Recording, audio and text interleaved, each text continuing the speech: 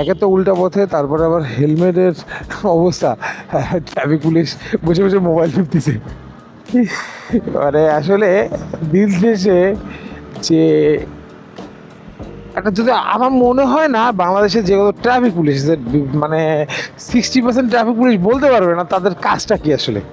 যদি জিজ্ঞেস করা হয় আপনার কাজ কি, ট্রাফিক পুলিশের আসলে অরিজিনালি কর্তব্য, দায়িত্ব কর্তব্য কি, ডাইরেক্ট দিন শেষে একটা কথা বলবে, আমাদের একটা ওয়ান এন্ড ওয়ানলি কাজ হলো বাইকারদের ধরা। বাইকারদের মনে করেন যে কার লুকিং গ্লাসে সমস্যা আছে, কার হেডলাইটে সমস্যা আছে, কে ফগ লাগালো কি না, কার সিট কভার চেঞ্জ করছে, মানে কোনটা কী কী ধরা লাগবে, এটাই হলো আমাদের ওয়ান অ্যান্ড ওয়ানলি কাজ। আর কোনো কাজ নাই ট্রাফিক পুলিশের। ট্রাফিক পুলিশের মনে হয় চাকরি পাওয়ার সাথে সাথে ওদের বলা হয়, এদের মধ্যে ওয়ান অ্যান্ড ওয়ানলি টাস্ক হলো বাইকারদের ধরো।